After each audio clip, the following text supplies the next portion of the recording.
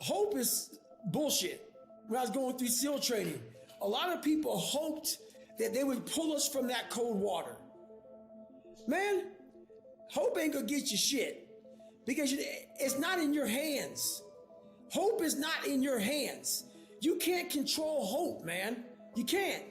It's just hopefully this thing happens. But when you get belief, when you start to create belief, and belief isn't like an after school special.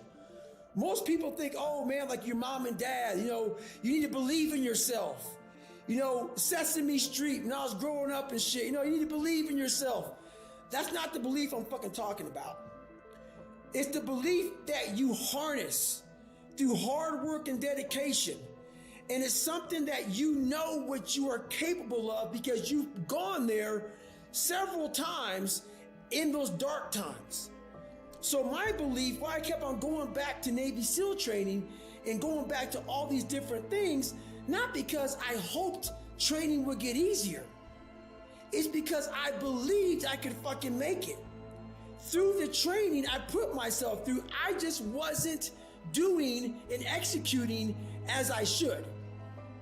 And I knew that. It was all on me. So then when I put that belief into work and that hard work came to fruition, everything happened for me. And for the few people, let's say, that may not know of David Goggins yet, you describe your upbringing as having front row seats to a horror movie. If you could briefly give the people listening some context on that. So what I was talking about with that one was my mom. And Can't Hurt Me, my mom was like, you're not going to put some of my life in this. But over a period of time, I'm like, Mom, this just wasn't your fucking life. I was a young kid watching you go through this shit. I was living it with you. And I didn't have the brain to absorb the adult life that you put my childlike brain in. So I lived it even more than you lived it. So I had to get my mom to a point where she'd even let me go here. So what I mean by that is I watched my mom and I was able to put all of my horror to the side, because when you're watching your mom go through horrific things, and I was never sheltered. It wasn't like my mom kept me from like my soon-to-be stepdad got murdered. It wasn't like she said, oh, we gotta keep this from David. People tried to kill him several times before they finally killed him. And we continued going to this man's house. They tried to kill him in the garage that they finally shot him and killed him in. We were still going to the house where this man, they attempted to kill him, and we were going there almost every weekend. My mom just didn't give a fuck, and watching her get beat by my father, and then slowly watching her evolve into this woman who marries a guy that literally choked a woman to death and was in prison. And I'm watching all this shit unfold, and it was like watching a horror flick, and I was front row. Shit, I was I was part of the fucking director's crew.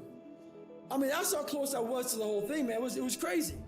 You state that when you're living in hell, the only way to find your way out is to confront the devil himself. Who was that devil for you?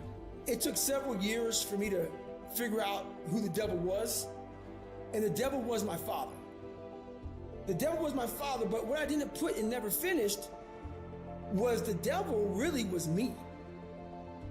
So what happened was I put all this blame, and trust me, my father and a lot of people had to do with my upbringing on how shitty it was. But like I put in that book, no one's gonna come back and say, hey man, I apologize. Maybe someone does. Very few people will. So at the end of the fucking day, when all things are said and done with, while my dad was the devil, and I believed that for a long fucking time, I had to confront him. And when I confronted the devil, so what I thought was the devil, I realized that I was the true devil. I was the one holding me back. I was the one looking for the scapegoat. And I was the one looking for all these ways to say, it's okay, David. You're a loser, you're a born loser, so it's okay. And I was hoping my dad was gonna give me that confirmation, and he was a loser himself, but at the end of the day, when I left there, I realized, well, shit, man, it's on me. My dad's fucked up, my mom's fucked up, the people around me are fucked up. They're not gonna save you. You gotta fucking save yourself, my friend. So that's when all that reality hit me when I went to Buffalo to see my dad on that drive home. I was like, man, this rest of your life is gonna suck. It is going to suck, not because you're gonna be a loser, but because you're gonna fucking finally start to win. And winning is not easy, my friend. Like I said, nothing is learned at the top of a mountain. I had to go back to where David Goggins was fat in his mind. And I said, how did you get to where you are? I became feelingless. And what that means is, I'm not saying turn off your feelings towards your family, your wife, your husband. I'm not saying that. Turn your feelings off when it comes down to you wanting to be better. What that means is, when that alarm clock goes off, your feelings gotta go away.